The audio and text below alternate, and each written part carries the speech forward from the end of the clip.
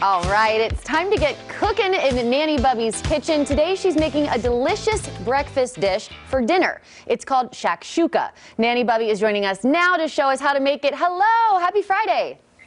Oh, happy Friday to you. So I want to tell you how I can make your Thursday very, very happy, or your Thursday night, especially when your children get a little bit older. So Nanny Bubby's house, every Thursday night is breakfast for dinner. How do you like that? I love that. So for your Yes, and so for your children, as they get older, Friday is always like a test day, math exam, spelling test, whatever, and a lot of anxiety comes with a Thursday night.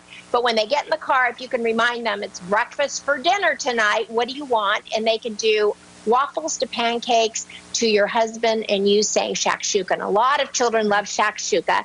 So this is how it starts. And you can freeze this and just throw it down and make it for dinner. So here we go. I started with, if you can see, I had to soften these before you got here. I started with onions and peppers and garlic. They're nice and soft. And then I'm going to put in 2 cans of organic fire-roasted diced tomatoes. There we go. Right into here. And we're going to cook this down until it starts to thicken. Now we're going to add, we've already added a lot of salt to make it start to tenderize and cook down.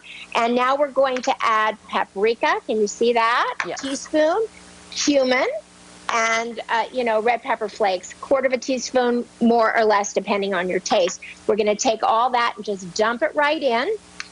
And at this point, you're going to set it aside and let it cook and thicken, okay? So because we have the magic of television here, we need to set that aside.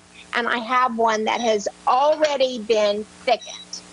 So at this point, what we're going to do with this is we are going to, sorry, I got to get a little towel here because I got it all over my hands. What we're going to do here we go, back in the game, is as this heats up, we're going to take our greens, and this is straight from Nanny Bubby's garden. We've got kale, we've got collard greens, and a little bit of spinach, and you put this in at the very end, and you wilt it.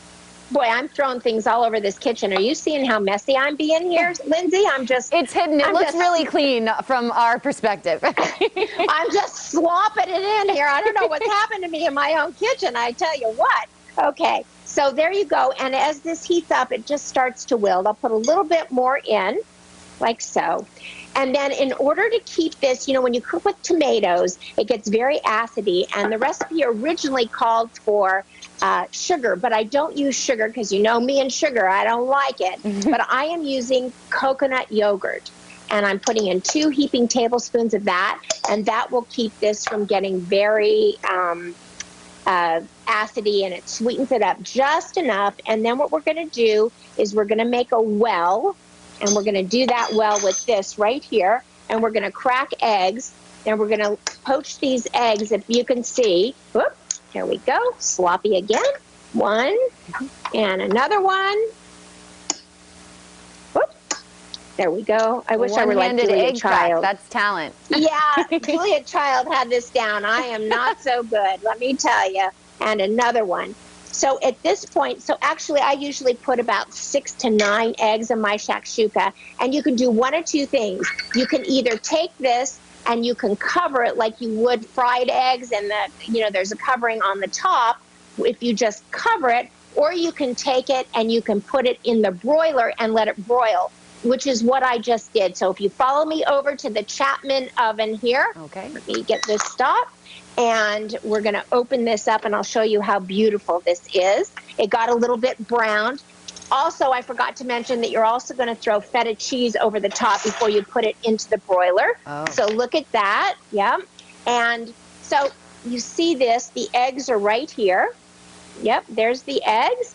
And then just to give it a little color, you're going to sprinkle, because something always looks beautiful out of the oven when you throw the parsley on it. And that, my friend, is how you make this beautiful shakshuka. And right here, you can see there's 5 eggs, right? And you just dip in. Let me grab this right here.